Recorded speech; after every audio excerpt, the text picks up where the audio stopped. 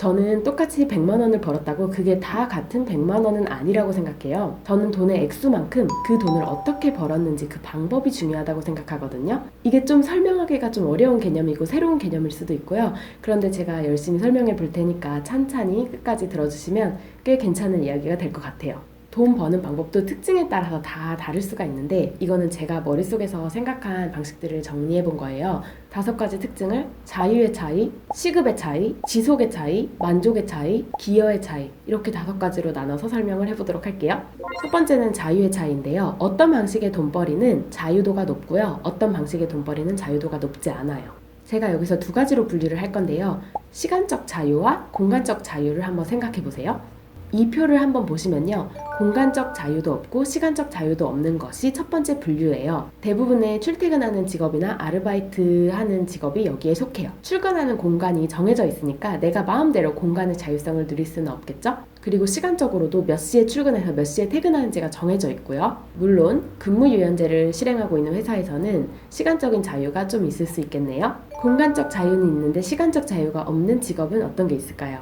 저희가 운영하고 있는 캐스 전화영어가 그 예시에 딱 속해요. 저희가 하는 사업은 100% 인터넷으로 진행이 되기 때문에 공간적인 자유가 있어요. 그래서 지난달에 다녀온 치앙마이처럼 한 달 살기로 여기저기 다닐 수가 있는 거고요. 그런데 시간적 자유는 제한이 있는 편이에요. 왜냐하면 고객 상담 시간이 있거든요. 아침 9시부터 저녁 5시까지는 상담을 해드려야 되는 시간이라서 시간적인 자유가 있는 건 아니에요. 그래서 저희가 유럽이나 좀 시차가 안 맞는 나라들은 잘 가지를 못하는 단점이 있어요. 세 번째는 공간적 자유는 있는데 시간적 자유가 없는 건데요. 이거는 좀 여러 예시가 있을 수 있는데 예를 들어 블로그나 유튜브를 통해서 리뷰 유튜버라고 해봅시다. 어딘가에 가서 체험을 하고 그 대가를 받거나 아니면은 상품을 받아가지고 체험을 해야 되는 경우에는 공간적인 제약이 좀 있을 수 있겠죠. 그런데 컨텐츠를 아침에 올리든 저녁에 올리든 상관없으니까 시간적으로는 좀 자유로운 편이고요. 아니면 내가 오프라인에서 매장을 운영을 해서 매일매일 마감을 체크를 해야 된다. 그렇게 되면은 한국 밖을 떠나기는 어렵죠. 하지만 만약에 내가 직원들이 있어서 직원들이 운영을 하고 나는 마감이나 뭐 이렇게 어느 정도 체크만 하면 된다면 시간적인 자유는 있는 거겠죠. 네 번째는 시간적, 공간적 자유가 모두 있는 돈벌이를 얘기를 하는데 유튜버는 여기에 속할 수 있을 것 같아요. 만약에 전업 유튜버라면 유튜브 애드센스로 나오는 수익은 낮이든 밤이든 상관없이 내가 자고 있을 때도 나오잖아요. 그리고 유튜브에 컨텐츠를 올리는 시간도 자유롭죠. 물론 막 새벽에 올리고 이런 거는 별로 효과가 좋지 않겠지만 그리고 공간도 어느 정도 자유롭다고 생각을 하고요. 혹은 인터넷 사업을 하는데 고객 상담 시간이 정해져 있지 않은 경우에는 또 자유로울 수 있을 것 같아요. 그렇기 때문에 저는 유튜브라는 채널이 많이 각광을 받고 있다고 생각을 하는데 왜냐하면 시간적, 공간적인 자유를 다 누릴 수 있는 수입이 그렇게 많지 않고 그런 걸 얻으려면 쉽지 않거든요. 그래서 저는 유튜브를 통해서 월 50만 원의 수입을 얻는다라고 하면 그 가치는 생각보다 높다고 생각을 해요. 왜냐면 아르바이트를 통해서도 월 50만 원은 벌 수 있지만 공간적, 시간적 자유가 있는 50만 원은 더 큰 힘을 발휘한다고 생각을 해요. 두 번째는 시급의 차이인데요. 똑같은 100만 원이라도 어떤 사람은 100시간을 일해서 벌고요. 어떤 사람은 10시간을 일해서 벌어요. 사람들이 월급에 대해 생각할 때 시급을 별로 생각을 안 하고 월 얼마 버는지만 생각을 하는데요. 저는 시간 부자가 되고 싶은 사람은 반드시 시급을 생각해야 된다고 생각해요. 만약에 어떤 사람이 300만 원을 월에 벌고 어떤 사람은 150만 원을 번다고 생각했을 때 반드시 이 300만 원을 버는 사람이 더 돈을 많이 번다라고 생각할 수는 없어요. 만약에 이 사람이 주 60시간을 일을 하고 이 사람은 주 20시간만 일을 한다면요. 그러면 전자의 시급은 12,000원가량이 되고 이 사람의 시급은 18,000원가량이 되거든요. 그렇게 되면 이 사람이 시간적 자유가 훨씬 많다고 볼 수 있겠죠. 세 번째 차이는 지속의 차이인데요. 지속성이 있냐 없냐의 차이예요. 어떤 일은 한 번 일을 하면은 돈을 딱 받고 이제 끝나요. 예를 들어 제가 강의를 하게 되면 강의 한 번 나가서 강의료를 받고 하면 끝나죠. 그 다음에는 돈이 들어오는 게 없어요. 그런데 책은 달라요. 책은 강의에 비해서는 액수로 보면 책이 돈을 훨씬 적게 벌거든요. 그렇지만 강의는 한 번 하면 끝이지만 책은 한 번 만들어 놓으면 그 다음에도 계속해서 인세가 들어오는 특징이 있어요. 가수들이 노래를 만들면 계속해서 그 로열티를 받잖아요. 노래에 대한. 그런 거랑 비슷하죠. 근데 이런 것들의 특징은 굉장히 처음에 시간이 많이 들어요. 책을 만드는 데 시간이 굉장히 많이 들고 뭐 음악을 만드는 데 시간이 많이 들 수 있겠죠. 대신 한 번 만들어 놓으면 그 다음에는 내가 할 일이 많이 없어요. 왜냐면은 책이 계속 팔릴 때마다 인세가 들어오니까. 뭐 노래도 마찬가지고. 네 번째는 만족의 차이인데요. 내가 똑같이 100만 원을 벌어도요. 내가 정말 만족하면서 그 돈을 버는 경우가 있고 아니면 내가 영혼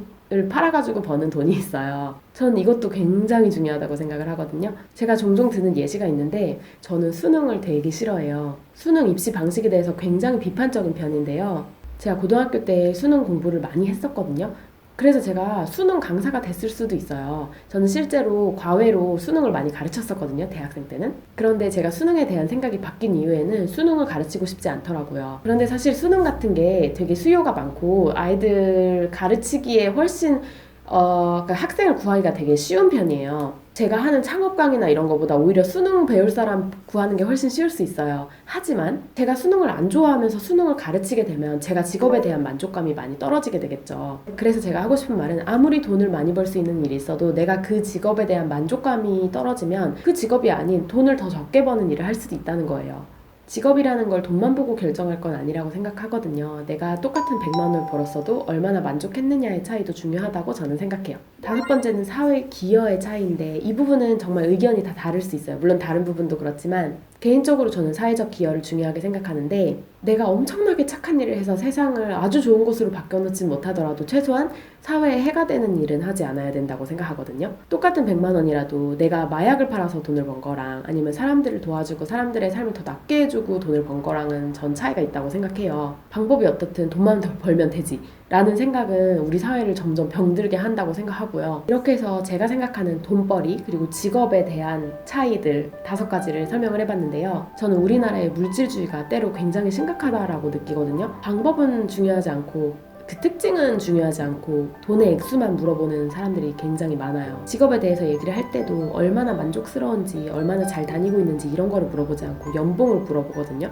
사실 연봉을 막 그렇게 물어보는 것도 되게 좀 저는 예의는 아니라고 생각하는데 정말 친한 사이라면 모를까? 그런데 우리의 행복을 위해서라도 우리가 돈을 버는 것에 대해서 결정을 할 때는 이러한 요소들을 고려해서 하는 게 좋다고 생각해요. 저번 영상에도 말씀드렸지만 우리에게 있어서 직업이라는 거는 우리 하루하루에 너무나도 큰 영향을 미치니까요. 오늘 제가 전한 이야기 중에 가장 인상 깊었던 게 있다면 댓글로 여러분의 생각도 알려주세요. 저를 마지막으로 소개하면 저는 작은 창업과 그걸 통한 대안적인 삶에 관심이 많은 기현이고요. 다른 꿀팁 영상들도 많이 있고 앞으로도 올라올 예정이니까 여러분들 구독해서 놓치지 말고 봐주세요. 안녕.